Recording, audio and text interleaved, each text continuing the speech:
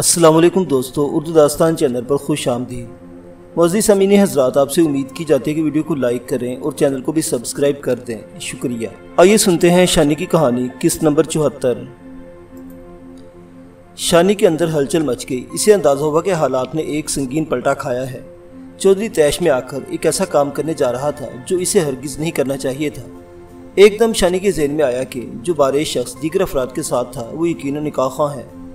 اس کی بے چینی مزید بڑھ گئی۔ شانی نے جو کچھ دیکھا کافی فاصلے سے دیکھا تھا، اس کے باوجود اسے کوکی اور اس کے اہل خانہ کے چہروں پر بے حد رنج اور ہراس نظر آیا تھا۔ صاف پتہ چلتا تھا کہ وہ چودھری کے شدید دباؤ کے تحت یہاں پہنچے ہیں۔ کچھ دیر بعد زہرا گھبرائی ہوئی آئی اور اس نے شانی سے کہا، چودھری جی، ماسی فردوس کا اندازہ بالکل درست ہے۔ کیا ہوا؟ شانی نے گھبرا کر پوچھا۔ آج یہاں شادی ہو رہی ہے جی؟ جی ہاں، میں نے اپنی آنکھوں سے دیکھ کر آئی ہوں۔ چودھری جی کے سونے والے کمرے کو سجایا جا رہا ہے، مسحری بنائی جا رہی ہے۔ او میرے خدا، یہ میں کیا سن رہی ہوں؟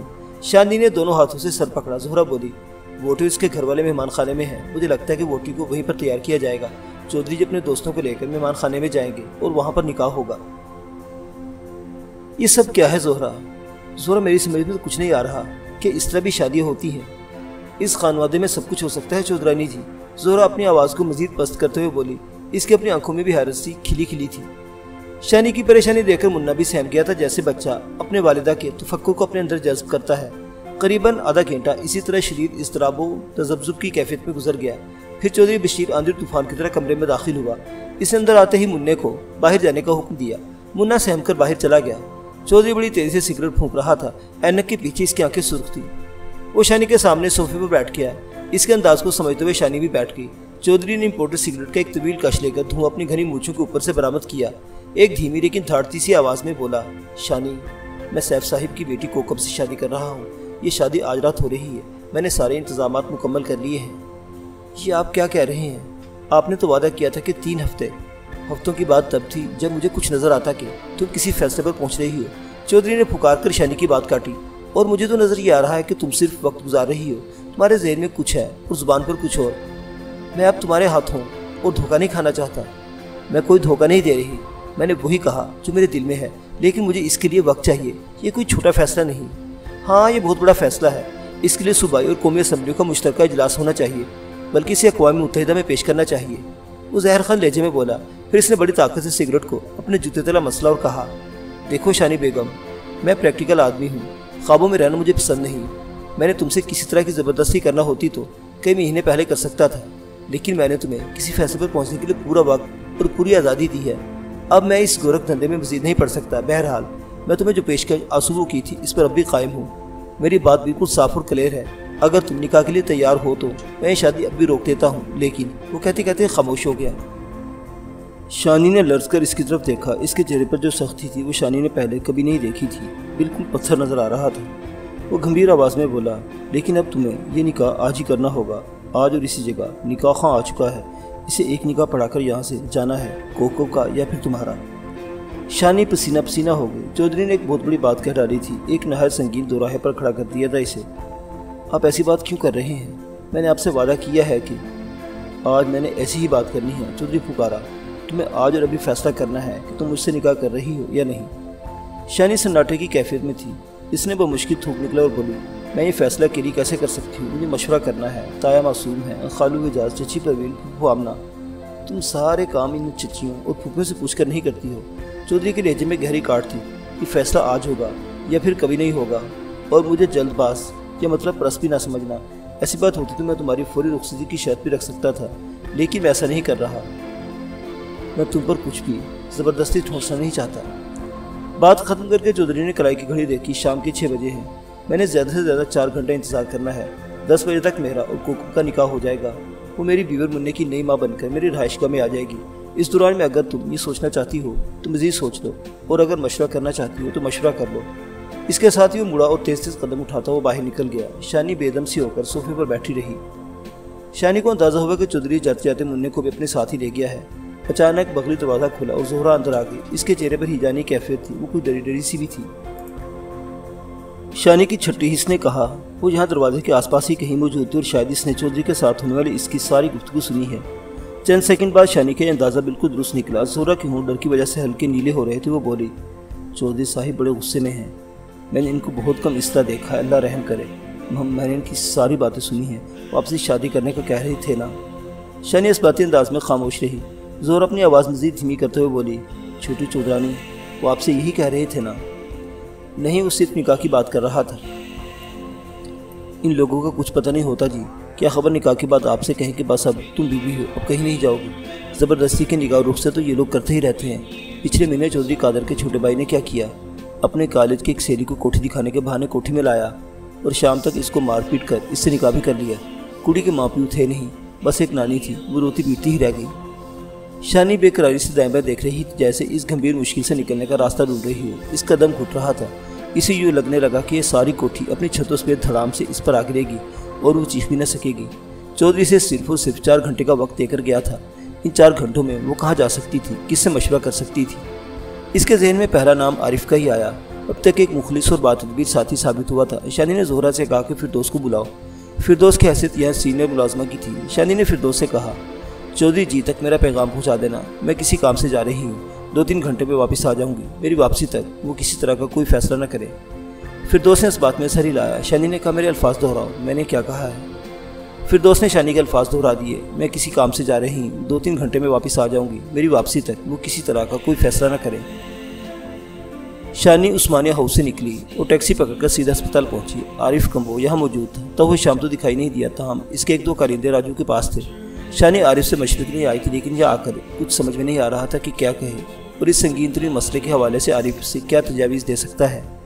شانی آدھے گھنٹے عارف کے پاس ہی رہی، لیکن اپنے اندر کی طوفانی ہلچل کے حوالے سے ایک لفظ بھی عارف سے نہ کہہ سکی۔ راجو کی طبیعت بہت بہتر تھی، وہ خود چل کر باتھ روم تک گیا اور پھر شانی سے باتیں کرنے لگا۔ اس کے سارے سوالات کوکی اور اس کے گھر والوں کے بارے میں ہی تھے۔ وہ کیا سوچ رہے ہیں، کوکی کیا سوچ رہی ہے، کوکی کے سسرالی اب کیا کہتے ہیں۔ شانی نے راجو کو ان سوالوں کے مناسب جواب دیے۔ وہ راجو کے سامنے مسکرانے اور مطمئن نظر آنے کی کوشش کر رہی تھی، مگر اپنے دل کی حالت کا اسے ہی پتہ تھا۔ راجو سے بے حد بدلا ہوا نظر آ رہا تھا، ایک عجیب سا دھیما پن آ گیا تھا اس کے برتاؤ میں۔ عارف نے شانی کو یہ بتا کر حیران کیا کہ پرسوں راجو نے اپنا سونے کا ہار جو 12,000 سے کم نہیں تھا ایک فقیر کو خیرات کر دیا۔ جلد ہی وہ راجو کے پاس سے اٹھ کر باہر آ گئی۔ شام گہری ہو رہی تھی، شہر کے در و بام برقی روشنی سے جگمگا اٹھے تھے۔ وہ چلتے ہوئے اسپتال سے باہر کھلی سڑک پر نکل آئے۔ فٹ پاتھ صاف ستھرا تھا، 2 رویا درخت نیم گرم ہوا میں جھول رہے تھے۔ شہر کے باسی اپنی مصروفیات میں مگن تھے، کچھ تیز رفتار قدموں کے ساتھ کچھ تیز رفتار گاڑیوں میں اپنی اپنی منزلوں کی طرف روان تھے۔ ان میں سے کوئی نہیں جانتا تھا کہ ان کے درمیان فٹ پاتھ پر چلتی ہوئی ایک تنہا لڑکی کرب کے کتنے بڑے سمندر سے گزر رہی ہے۔ وہ ہنستے بستے ملتان کے باسیوں کے درمیان تھی، لیکن ان سے بہت بہت دور تھی۔ وہ کیا کرے، کہاں جائے، کوئی مشورہ دینے والا نہیں تھا۔ وہ کسی کے کندھے پر سر رکھ نہیں رو سکتی تھی۔ پتہ نہیں کیوں اسے بار بار رستم یاد آ رہا تھا۔ آج کل اسے جس طرح یاد آ رہا تھا پہلے کبھی نہیں آیا تھا۔ پہلے وہ شاید صرف ایک خیال تھا، اب وہ ایک ٹھوس حقیقت بن گیا تھا۔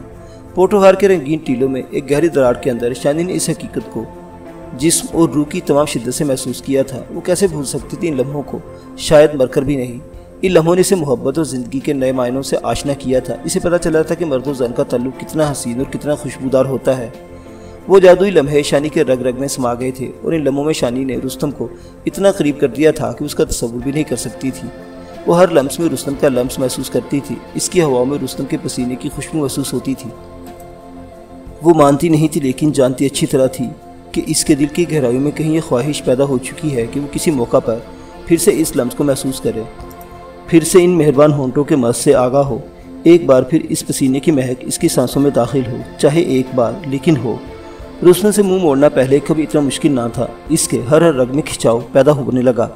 اسے محسوس ہوا کہ وہ ریزہ ریزہ ہو کر بکھر جائے گی۔ یوں تو اس کی زندگی کا کوئی راستہ رستم کی طرف نہیں جاتا تھا، لیکن پھر بھی ایک بے نام ڈور تو تھی، ایک نامعلوم آس تو تھی۔ لیکن اب جو کچھ ہونے جا رہا تھا اس میں یہ بے نام ڈور اور نامعلوم آس بھی ناپید ہو جانا تھی۔ میں کیا کروں، کدھر جاؤں؟ اس کے اندر سے یہ سوال ایک کربناک پکار بن کر ابھرا۔ اس کے اندر کی عورت نے کہا، شانی تجھے اب تسلیم کر لینا چاہیے کہ تو اس سے محبت کرتی ہے۔ تیری روح اور تیرے جسم میں اس کی چاہ ہے، اور شاید جتنی محبت وہ شخص تجھے دے سکتا ہے دنیا میں اور کوئی نہیں دے سکتا۔ اگر زندگی کے کسی موڑ پر کسی انہونی کے سبب تجھے اس شخص کا ساتھ مل گیا تو پھر یہ زندگی نہیں رہے گی، ایک حسین ترین سپنے کی تعبیر بن جائے گی۔ ایک ایسا سپنا جو اس روئے زمین پر شاید ہی کسی آنکھ نے دیکھا ہو۔ تیری زندگی تجھے دیے گئے سارے دکھوں اور زخموں کے قرض یوں اتار دے گی کہ دنیا دیکھتی رہ جائے گی۔ تو اس شخص کی طرف جانے والے راستوں کو ہمیشہ کے لیے بند نہ کر، تو یہ راستے بند کر کے اپنے جینے کا راستہ بند کر دے گی۔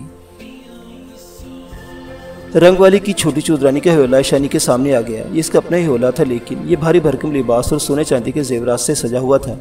इस हवेले के पस मंजर में पुरखों की वो हवेली थी जिसने नस्ल दर नस्ल इस इलाके में अपनी शान कायम रखी थी और ख़ानदानी रवायात की पासदारी की थी। ये हवेला गोया हुआ।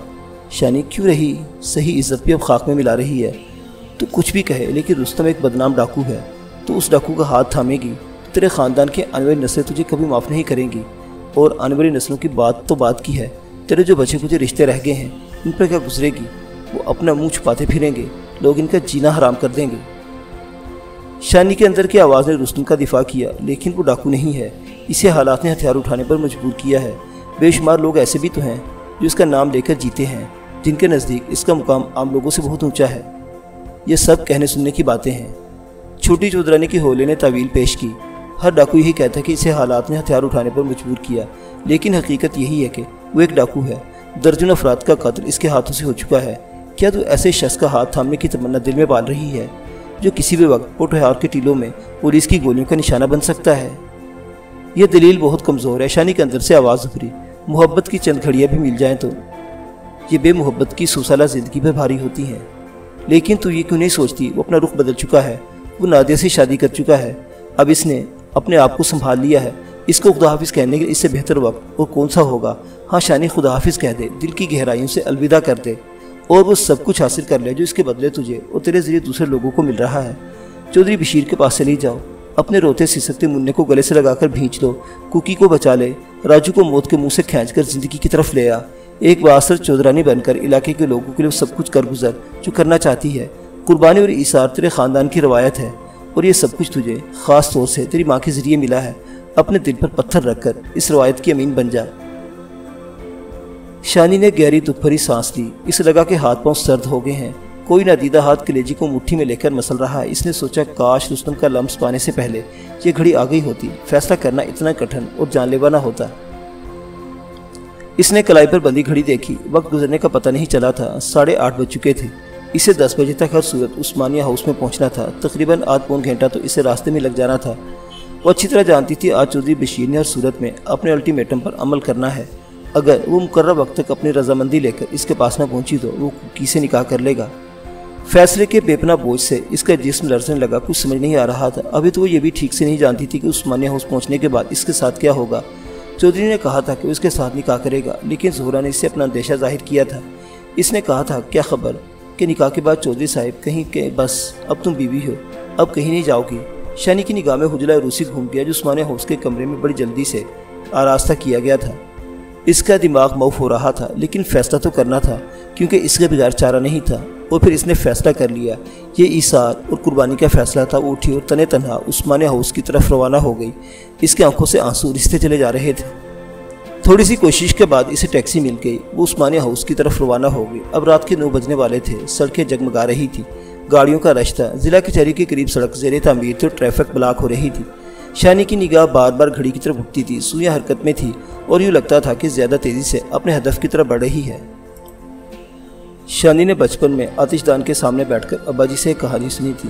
बादशाह एक शख्स को फांसी की सज़ा देता है। इस शख्स को चंद बहुत ज़रूरी काम निपटाने होते हैं। इस शख्स का एक दोस्त बादशाह को ज़मानत देता है कि मेरे दोस्त को अपने नागुज़ीर कामों के लिए जाने दिया जाए। अगर ये मुकर्रर वक्त पर ना आ सका तो इसकी जगह मैं तख्तादार पर लटक जाऊँगा। कहानी के आखिर में इसी तरह सफ़र की तवालत और वक्त की कमी सामने आती है। अपने ज़ामिन दोस्त को फांसी से बचाने के लिए वो शख्स तेज़ रफ्तारी से घोड़ा दौड़ाता हुआ फांसी घाट तक पहुँचता है और ख़ुद को सज़ा के लिए पेश कर देता है। ड्राइवर, मुझे जल्दी पहुँचना है, किसी तरह यहाँ से निकलने की कोशिश करो। मैडम, आगे पीछे से ब्लॉक है ट्रैफिक, अब क्या करूँ? थोड़ी दूर एक कट है, लेकिन वहाँ तक पहुँचेंगे तो फिर है ना। शानी ने मज़ीद 10 मिनट तक बेसब्री से इंतज़ार किया। अब मुश्किल इतना ही वक्त था कि वो आगे जाकर कोई और टैक्सी लेती और मंजिल तक पहुँचती। इसने ड्राइवर को किराया अदा किया और टैक्सी से बाहर निकल आई और ऐसे निकलकर फुटपाथ पर चलने लगी। इसके कदमों में तेज़ी थी। गुजरने वाले हर लम्हे के साथ वो घबराहट का शिकार हो रही थी। इससे लगा जैसे उस्मानिया हाउस एक बंद कमरे में उर्सी जोड़ा पहने कुकी अपने आंसू में डूब रही है और मुंतज़िर निगाहों से शानी का रास्ता देख रही है। शानी को दूसरी तरफ की सड़क पर एक टैक्सी नजर आई। वो तेज़ी से टैक्सी की तरफ बढ़ी। यही वक्त था जब इसे अपनी जानिब तेज चमक महसूस हुई। इसके साथ ही किसी गाड़ी के पहियों की चरचराहट तवील और एहतजाजी आवाज़ बुलंद हुई। शानी को लगा जैसे कोई चीज़ इसके घुटनों से टकराई है और वह हवा में लहराई और कई मीटर पीछे गिरी। इसका जहन तारीकी में डूबता चला गया। شانی کو ہوش آیا تو اس کی نگاہوں کے سامنے سب سے پہلے ایک سفید چھت آئی۔ اسے ڈرپ لگی ہوئی تھی۔ ایک نرس اس سے چند فٹ کی دوری پر موجود تھی، اس کا بلڈ پریشر چیک کر رہی تھی۔ شانی کچھ دیر تک بالکل غالب ذہن رہی۔ اس کی سمجھ میں کچھ نہیں آ رہا تھا کہ وہ کہاں ہے اور کیوں ہے۔ پھر جیسے کوئی روکی مشین برقی رو سے بحال ہونے سے ایک دم چل پڑتی ہے، اس کا ذہن بھی کام کرنے لگا۔ نوخیز کوکی کا آنسو سے تر چہرہ اس کی نگاہوں میں آیا۔ اسے یاد ہے کہ کوکی تک پہنچنے کے لیے سڑک عبور کر رہی تھی۔ او میرے خدا!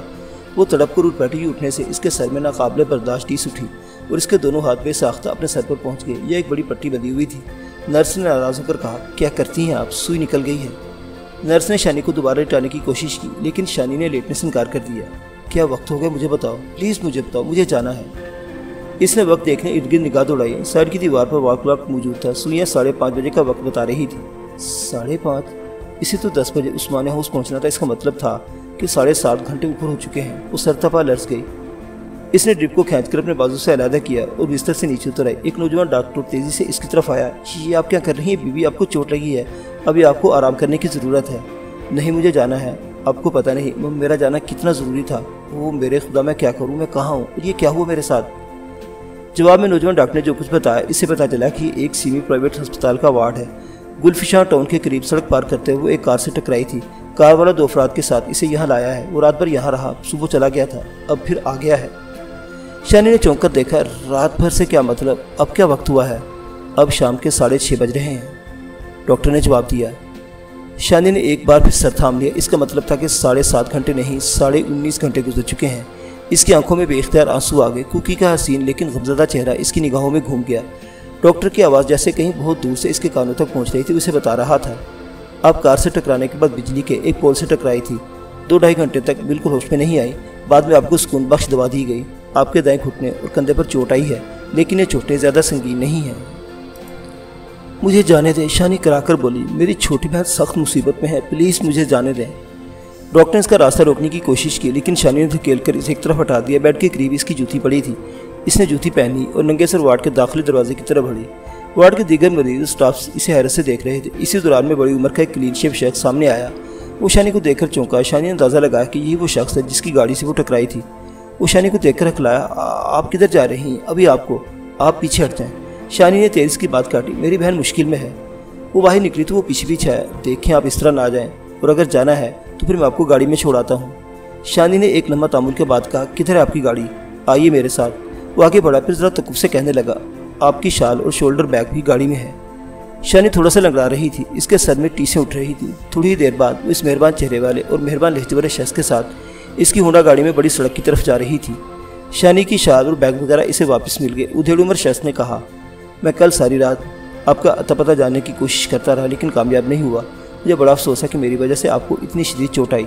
نہیں جی، مجھے یقین ہے کہ اس میں قصور میرا ہی تھا، میں ہی بدحواس ہو گئی تھی۔ وہ شخص ذرا تذبذب سے بولا، میرا نام سعید کرمانی ہے، میں گورنمنٹ کالج میں پڑھاتا ہوں۔ ابھی آپ نے کہا ہے کہ آپ کی ہمشیرہ کو کوئی مسئلہ درپیش ہے، اگر میں کسی طرح آپ کی کوئی مدد کر سکتا ہوں تو بتائیں۔ نہیں، آپ کا بہت شکریہ، شانی نے قطعیت سے کہا۔ اب بس مجھے ہری کوٹھی سٹاپ تک پہنچا دے۔ عثمانیہ ہاؤس ہری کوٹھی سٹاپ سے بس تھوڑا ہی دوری پر تھا۔ شانی کا سینہ بڑی شدت سے دھڑک رہا تھا۔ اسے کچھ معلوم نہیں تھا کہ عثمانیہ ہاؤس میں کیا صورتحال ہے۔ امید تو نہیں تھی کہ کوکی ابھی تک محفوظ ہوگی، لیکن چند فیصد چانس ضرور تھا، شاید کچھ ایسا ہو گیا ہو کہ کل شادی نہ ہو سکی ہو۔ مطلوبہ سٹاپ کے سامنے اتر کر شانی نے سعید کرمانی کا شکریہ ادا کیا اور مزید کچھ کہے بغیر عثمانیہ ہاؤس کی طرف بڑھ گئی۔ اب شام ہو گئی تھی۔ اسے دوری سے عثمانیہ ہاؤس کا وسیع آہنی گیٹ نظر آیا۔ گیٹ پر فٹ بال کے سائز کے بڑے بڑے دودھیا بلب روشن تھے۔ شانی گیٹ پر پہنچی، اسے اندر چہل پہل نظر آئی۔ مسلح گارڈ نے شانی کو پہچاننے کے بعد اسے اندر جانے کی اجازت دے دی۔ اندر کا منظر دیکھ کر شانی کا دل دھک سے رہ گیا۔ اس نے احاطے کے وسط میں کوکی اور چودھری بشیر کو دیکھا۔ کوکی زرق برق اور روسی لباس میں تھی اور چودھری کے پہلو میں کرسی پر بیٹھی تھی، سر جھکائے، بالکل خاموش۔ چودھری اور کچھ دیگر افراد بیڈمنٹن کا ایک میچ دیکھ رہے تھے۔ میچ چودھری کے غیر ملکی مہمانوں کے درمیان ہو رہا تھا۔ ایک طرف خوش اندام گریس تھی اور دوسری طرف سنہری بالوں والی ایک اور لڑکی۔ گریس نے ہلکی سی شرٹ اور نیکر پہن رکھی تھی۔ اس کے لباس میں اس کا جواں جسم مچل رہا تھا۔ کرسی پر بیٹھے تماشائیوں میں کوکی کے والد سیف اللہ، ماموں خلیل، بہن سنبل اور دیگر رشتہ دار شامل تھے۔ وہ شکلوں سے مروب اور دبے دبے دکھائی دیتے تھے۔ شانی دھیرے دھیرے چلتے بیڈمنٹن کورٹ کے قریب پہنچ گئی۔ سب کھیل میں گم تھے۔ شانی کی نگاہ کوکی کے چہرے پر پڑی۔ اس کی ایک نگاہ نے جیسے ہر بات شانی کے سامنے کھول کر رکھ دی۔ کوکی ایک خوبصورت مومی گڑیا کی طرح پتھریلے چودھری بشیر کے پہلو میں غمزدہ اور خاموش بیٹھی تھی، بکھری بکھری اور زر زر سی۔ اس کی صبح اس کی رات کا فسانہ کہہ رہی تھی، وہ ایک نوخیز کلی نہیں رہی تھی۔ کل رات سہاگ کی سیج نے اس کی دوشیزگی سے اسے لڑکی سے عورت بنا دیا تھا، اور اسے عورت بنانے والا گردن اکڑا اس کے پہلو میں بیٹھا تھا۔ ہاں وہ ہار چکی تھی پیار کی بازی، اور اس کے ساتھ ساتھ راجو بھی ہار چکا تھا۔ شانی کی سینے میں ایک گہری ٹیس اٹھی اور وہ بے حال سی ہو گئی۔ شانی کا دل چاہا کہ وہ یہیں سے واپس مڑ جائے اور روتی ہوئی کہیں دور نکل جائے، لیکن اسی دوران میں چودھری بشیر کی نظر اس پر پڑ گئی۔ وہ واضح طور پر چونکا، پھر ایک دم اپنی جگہ سے کھڑا ہو گیا۔ دونوں کی نگاہ ملی، پھر چودھری تماشائیوں میں سے نکل کر سیدھا اس کی طرف آیا۔ شانی ساکت و جامد کھڑی تھی، شال اس کے سر پر تھی، لیکن پیشانی پر بندھی ہوئی پٹی نظر آ رہی تھی۔ چودھری اس پر لٹھے کے کلف لگے کھڑکھڑاتے سوٹ میں تھا، چمکدار خصے کی نوک اوپر اٹھی ہوئی تھی۔ اس نے بے حد تیز لفظوں سے شانی کو سرتبا گھورا، غصے سے کانپتے آواز میں بولا، اب کیا لینے آئی ہو؟ شادی ہو گئی؟ شانی نے ایک بے معنی سوال کیا۔ جو کچھ وہ دیکھ چکی تھی اس کے بعد یہ سوال بے معنی ہی تھا، لیکن شاید دل میں اب بھی امید کی کوئی موہوم سی کرن موجود تھی۔ چودھری زہر بھرے لہجے میں بولا، میں نے تم سے کہا تھا کہ میں 10 بجے تک تمہارا انتظار کروں گا، لیکن میں نے 2 گھنٹے مزید تمہاری راہ دیکھی۔ یہاں موجود لوگ اس بات کے گواہ ہیں، اور اب تم مجھے کوئی کہانی مت کھڑ کر سنانا۔ میں تمہاری فطرت سے اچھی طرح جان چکا ہوں۔ میں سچ کہتا ہوں، میرا ایکسیڈنٹ ہو گیا تھا، میں رات بھر ہسپتال میں بے ہوش پڑی رہی ہوں۔ کیا ہوا تھا؟ سڑک پار کرتے ہوئے کار سے ٹکرائی تھی، سر پر سخت چوٹ آئی تھی۔ چودھری نے شانی کے تاثرات کا جائزہ لے کر ایک لمبی سانس لے پہلو بدل کر بولا، خیر یہ ایکسیڈنٹ نہ ہوتا تو کچھ اور ہو جاتا ہے، لیکن یہ بات تو طے تھی کہ تمہارا جواب بالآخر انکار میں ہی ہونا تھا، اور میں اچھی طرح جانتا ہوں کہ ایسا کیوں ہے۔ ایسا نہیں ہے، میں یہیں آ رہی تھی۔ شانی کے منہ سے بے ساختہ نکل گیا، پتہ نہیں کسے بات کہنی چاہیے تھی یا نہیں۔ چودھری کی گھنوں مونچھوں کے نیچے ایک عجیب سی مسکراہٹ ابھری۔ اس نے ایک ایسی بات کہی جس کی توقع شانی کو ہرگز نہیں تھی، کم از کم فی الوقت تو نہیں۔ وہ کہنے لگا، ٹھیک ہے، اگر ایسی بات ہے تو اب کیا بگڑا ہے، ہم اپنی جگہ واپس آ جاتے ہیں۔ تم کہتی ہو تو میں چھوڑ دیتا ہوں سب کچھ۔ وہ یوں بات کر رہا تھا جیسے یہ حقیقی زندگی کا نہیں، گڈی گڈے کا کھیل کا ذکر کر رہا ہو۔ شانی لرز گئی۔ سب کچھ سے چودھری کی مراد کوکی ہی تھی، کوکی جس کی دوشیزگی وہ سہاگ کی سیج پر چھین چکا تھا۔ اسے کیا پتا تھا کہ اس نے کتنی بڑی متاع لے لی ہے کوکی سے۔ جو کچھ وہ حاصل کر چکا تھا اس کی قدر و قیمت کوئی عورت ہی جان سکتی تھی، اور وہ یوں بات کر رہا تھا جیسے بازار میں فروخت ہونے والی کسی پروڈکٹ کا ذکر کر رہا ہو۔ شانی کا دل چاہا کہ نتائج سے بے پرواہ ہو کر ایک تھپڑ چودھری بشیر کے رخسار پر دے مارے اور پاؤں پٹکتے ہوئے باہر نکل جائے، لیکن وہ کہاں کر سکتی تھی یہ سب کچھ۔ وہ تو شاید کوکی کی طرح حالات کے شکنجے میں جکڑی ہوئی ایک بے بس ہستی تھی، جسے ایک سانس لینے کے بعد دوسرا سانس لینے کے لیے بھی معاشرے کی اجازت درکار تھی۔ اسی دوران میں چودھری کے موبائل فون کی گھنٹی بجنے لگی۔ اس نے پہلے نمبر چیک کیا، پھر شانی سے مخاطب ہو کر بولا، تم بیٹھو، منع سے ملنا تو مل لو، میں ابھی 5 منٹ میں آتا ہوں۔ اس نے ایک گارڈ کو اشارہ کیا اور کہا، بیگم صاحبہ کو ادھر کرسی پر بٹھا دو۔ چودھری نے کار رسید کی اور باتیں کرتا ہوا عمارت کے داخلی دروازے کی طرف چلا گیا۔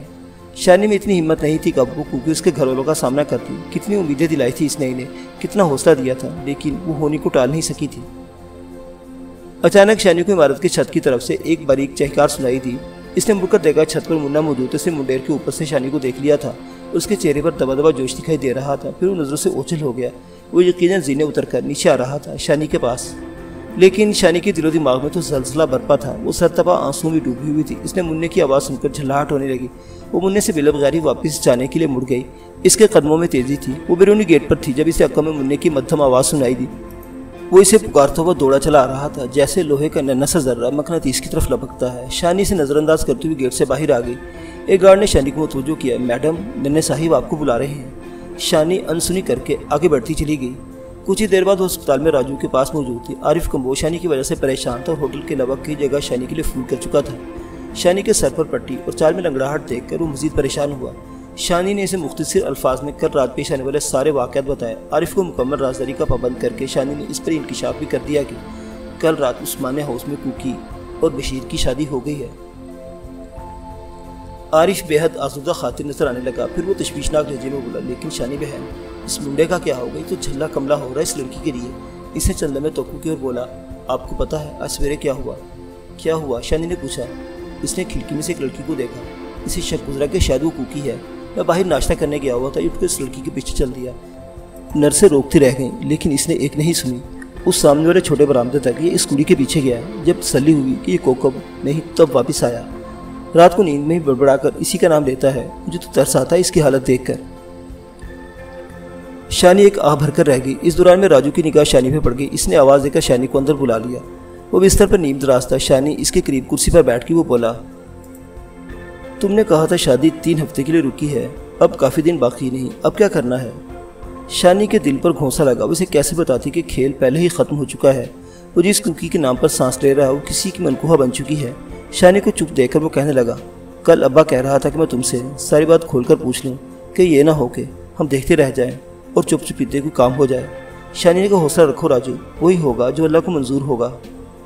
کل بھائی بابر پھر کوکی کے ابا جی سے ملنے کے گھر گیا تو وہ کہہ رہا تھا کہ وہ سب کہیں گئے ہوئے ہیں، گھر پر تالا لگا تھا، کہیں کوئی کام پڑ گیا ہوگا۔ شانی نے کہا، اپنی آواز کا کھوکھلا پن خود اسے بھی بڑی شدت سے محسوس ہوا۔ تم کل ملی ہو اس سے؟ راجو نے دھیمی آواز میں پوچھا۔ نہیں، کل تو نہیں ملی، شاید آج ملوں گی۔ راجو کچھ دیر سوچتا رہا، اپنے سے تکیے کی غلاف میں ہاتھ ڈال کر ایک طے شدہ کاغذ نکالا اور شانی سے کہنے لگا، میرا یہ خط اسے دے دینا، اور اگر وہ خط دے تو مجھے لا دینا۔ شانی نے اپنا رستہ و ہاتھ بڑھا کر خط لے لیا اور اپنے شولڈر بیگ میں رکھ لیا۔ شانی کی طرف آنسو روکنے مشکل ہو رہے تھے۔ راجو نے شانی کی طرف دیکھے بغیر کہا، بدھ کے روز بھائی بابا جا کر کوکی کے ابا جی سے ملے تھے، وہ کہتے تھے کہ اس کے ابا جی ناراض تو ہیں پر لگتا ہے کہ 2-3 بار کی کوشش کی جائے تو مان جائیں گے۔ تمہارا کیا خیال ہے، وہ مان جائیں گے نا؟ ہاں، شانی نے اس بات میں سر ہلایا اور اپنے آنسو چھپانے کے لیے جلدی سے اٹھ کھڑی ہوئی۔ وہ کمرے سے نکلی ہی تھی کہ ایک خوش لباس اور سنجیدہ صورت عورت نے اس کا راستہ روک لیا۔ کہ آپ راجو کی عزیزہ ہیں؟ جی ہاں۔ آپ ہی کا نام شانی تو نہیں؟ عورت نے شانی کو دیکھتے ہوئے کہا۔ شانی نے ایک بار پھر اس بات میں جواب دیا۔ وہ مسکرائی اور اس نے گرم جوشی کے ساتھ شانی سے ہاتھ ملایا۔ میرا نام راحت ہے، میں یہاں پر سائیکٹرسٹ کے طور پر کام کر رہی ہوں۔ راجو کا کیس بھی مجھے ریفر کیا گیا ہے۔ میں نے کل اور پرسوں راجو سے بات کی تھی، اس کی باتوں سے مجھے آپ کا نام معلوم ہوا۔ میں آپ سے چند باتیں کرنا چاہتی ہوں۔ آپ کے پاس 15-20 منٹ کا وقت ہوگا؟ کیوں نہیں، آپ فرمائیں۔ آئیے میرے ساتھ، عورت نے کہا۔ تھوڑی دیر بعد وہ اور شانی کمرے میں آمنے سامنے بیٹھے تھے۔ جوان سال عورت کے چہرے پر گہری سنجیدگی دکھائی دے رہی تھی۔ وہ بولی، راجو جس خطرناک کیفے سے گزر رہا ہے اسے سائیکالوجی کی زبان میں سوسائیڈل بیہیویئر کہتے ہیں۔ جب ایسا رویہ ٹین ایجرز میں ظاہر ہوتا ہے تو زیادہ نقصان دہ ہوتا ہے۔ محبت کا شکار ہونے والے لومر لڑکے لڑکیاں بے حد جذباتی ہوتے ہیں۔ وہ اپنی محبت کو ایک چیلنج کے طور پر لیتے ہیں اور ایک دوسرے پر اپنی محبت کی شدت ثابت کرنے کے لیے جان تک گوا دیتے ہیں۔ میں راجو میں جو علامات دیکھ رہی ہوں وہ سب کی سب تشویشناک ہیں۔ میں آپ سے پوری طرح اتفاق کرتی ہوں ڈاکٹر، شانی نے کہا۔ میں محسوس کرتی ہوں شانی کے ماضی میں لڑکا تنہائی کا شکار رہا ہے۔ والدہ کے انتقال کے بعد والد نے اس کو بالکل نظر انداز کر دیا ہے، اسی وجہ سے یہ نشے کا سہارا لینے پر مجبور ہوا۔ اب صورتحال ایسی ہے کہ یہ درد سے بالکل ٹوٹ چکا ہے، اسے ذرا سی بھی ٹھیس مزید لگی تو یہ بالکل ختم ہو سکتا ہے۔ اس کی بحالی کی واحد امید یہی ہے کہ اس سے مزید کوئی ٹھیس نہ لگے اور ہم مسلسل کونسلنگ کر کے اسے شدید ڈپریشن میں سے باہر نکالیں۔ راحت نامی اس سائیکٹرسٹ نے 15-20 منٹ کے اندر شانی سے سیر حاصل گفتگو کی۔ شانی باہر نکلی، اس کے دل پر بوجھ پہلے سے زیادہ تھا۔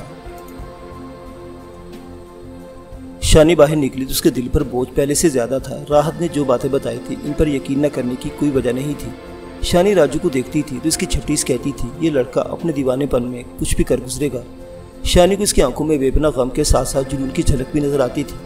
وہ باہر نکلے، اسپتال کی وسیع کراسی لان میں ایک بینچ پر جا بیٹھی۔ وہ ایک بار راجو کا سامنا کر چکی تھی، اب دوبارہ سامنا کرنے کی ہمت نہیں ہو رہی تھی۔ اس نے شولڈر بیگ کھولا اور وہ خط نکال کر پڑھنے لگی جو راجو نے کوکی کے نام لکھا تھا۔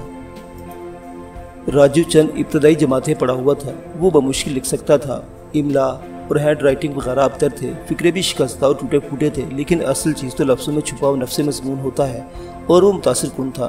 اس میں نومری کی محبت کی بے پناہ تڑپ نظر آتی تھی۔ خط کا خلاصہ کچھ اس طرح تھا، کوکی، اب میں تمہارے بغیر زندہ نہیں رہ سکتا۔ میں نے تمہیں بتا دیا تھا کہ اگر ہمارے بڑوں نے ہمیں ملنا نہ دیا تو میں اپنی جان لے لوں گا، اور میں نے سچ مچ گولیاں کھا لی تھی، پتہ نہیں کیسے بچ گیا ہوں۔ ڈاکٹر بھی حیران ہے، کسی وقت سوچتا ہوں شاید اوپر والے کو ہم پر رحم آ گیا ہے۔ شانی باجی نے مجھے بتایا کہ تمہاری شادی رک گئی ہے۔ شانی باجی کو پوری امید ہے کہ اب یہ شادی نہیں ہوگی، وہ ہم دونوں کے میل کے لیے بڑی کوشش کر رہی ہیں۔ تم بھی حوصلہ رکھو، ہو سکتا ہے کہ اوپر والا ہمارے لیے کوئی راستہ نکال دے، اور اگر نہ بھی ہوا تو وہ میرے لیے آخری راستہ تو ہے ہی۔ میں اپنے وعدے پر پکا ہوں کوکی، میں تمہیں کسی کی بوٹی بنتے نہیں دیکھوں گا، اس سے پہلے ہی اپنی قبر میں پہنچ جاؤں گا۔ چاچا صاحب مجھ سے بہت ناراض ہیں، پتہ نہیں کیوں۔ مجھے چاچا صاحب پر کوئی غصہ نہیں، وہ تمہارے ابا جی ہیں تو میرے لیے بھی عزت کی جگہ پر ہیں۔ تم جانتی ہو اس سے پہلے پاک پتن میں جو کچھ ہوا تھا اس میں میرا قصور تھا نہ تمہارا۔ خط کے آخر میں 2-3 بھیڈنگے شعر لکھے تھے، ویسے ہی شعر جو ٹرکوں اور رکشاؤں کے پیچھے لکھے نظر آتے ہیں۔ دل درد کرتا ہے، صنم کوئی دوا بھیج، کاغذ کے ایک پرزے پر تصویر اپنی بنا بھیج۔ لیکن بات ان شعروں کی نہیں تھی، بات جذبے کی تھی جو ان شعروں اور اس ٹوٹے پھوٹے خط کے پیچھے تھے۔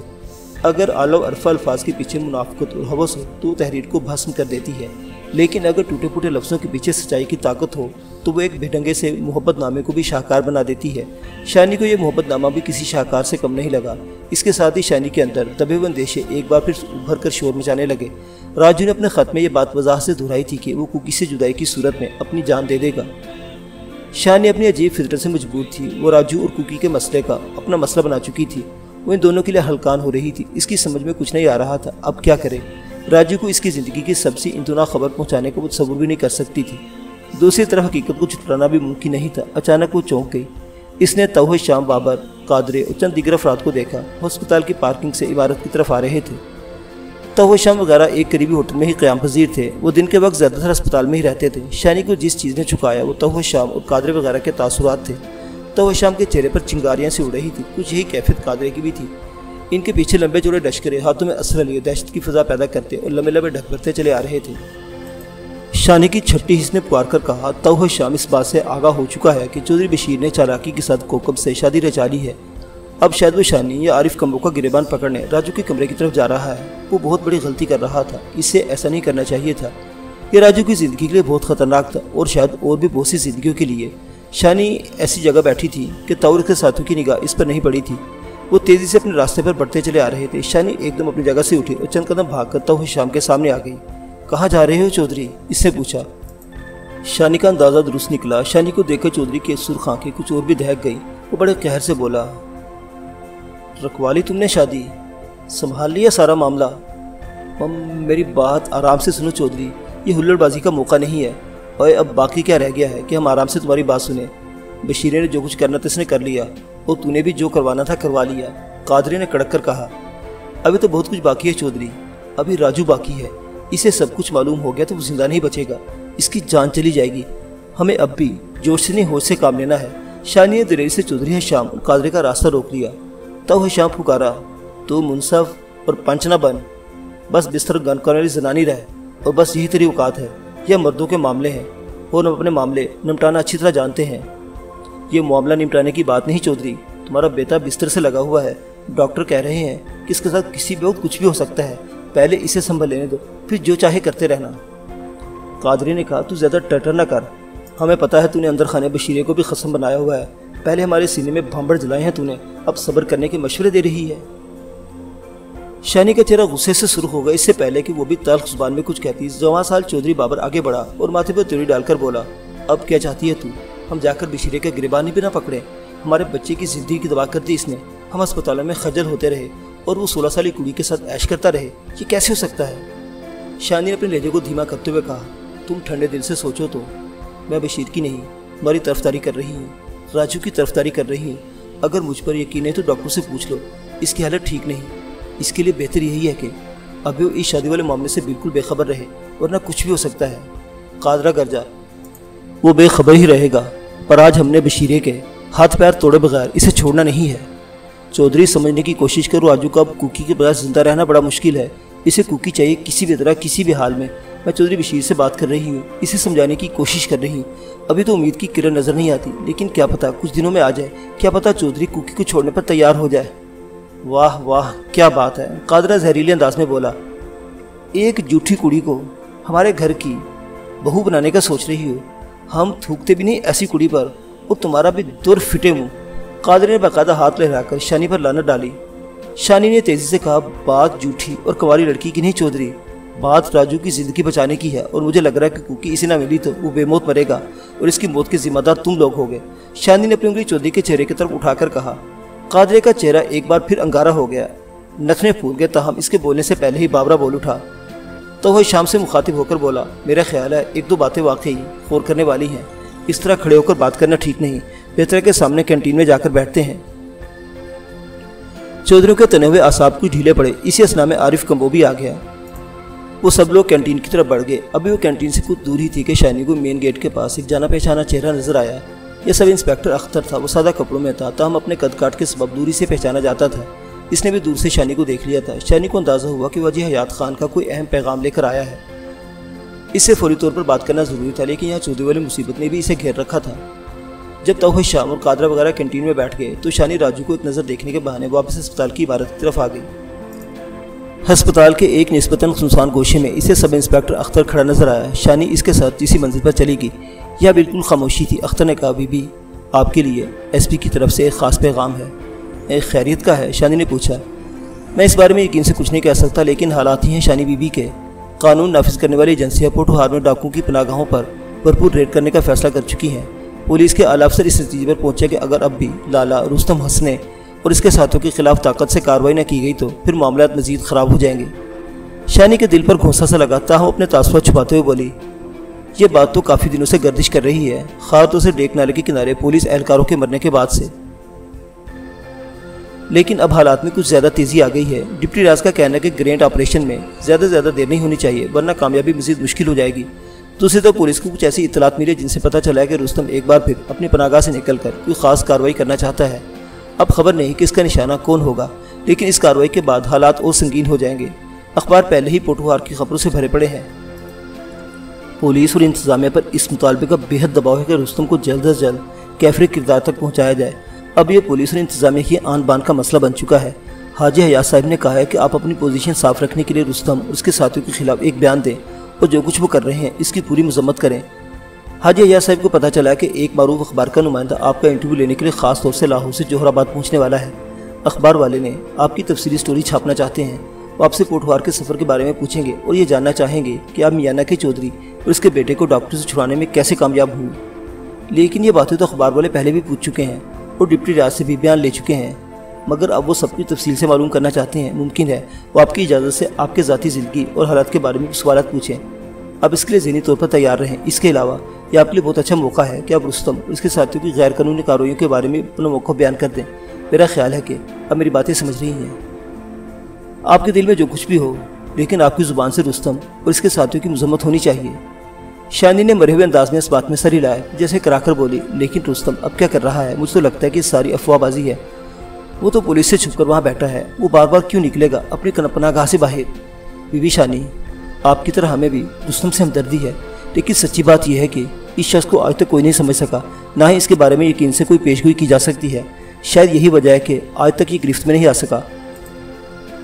ये शख्स एक ही वक्त में रहमदिल और सफाक, बहुत ज़्यादा मोहतात और बहुत ज़्यादा बेपरवाह, बहुत ठंडा और बहुत गर्म दिमाग भी है। वो जानता है कि ताऊ और उसके बेटे के अगवा के बाद पुलिस चौकस है। उन्होंने रास्ते की नाकाबंदी कर रखी होगी। ये तो जानबूझकर मुसीबत को गले लगाने वाली बात है। शानी के लहजे में गहरी मायूसी थी। सब इंस्पेक्टर अख्तर ने कहा, शानी बीबी, मैं फिर अपनी बात दोहरा देता हूँ। हाजी हयात खान का कहना कि आपके अपने ज़ाती ख्यालात जो भी हैं, लेकिन 2-4 दिन के अंदर रुस्तम और इसकी कार्रवाइयों के खिलाफ आपका एक बयान तो ज़रूर रिकॉर्ड पर आना चाहिए। शानी का बुझा हुआ दिल मज़ीद बुझने लगा। वो रुस्तम के लिए शदीद ख़तरों की बू महसूस कर रही थी।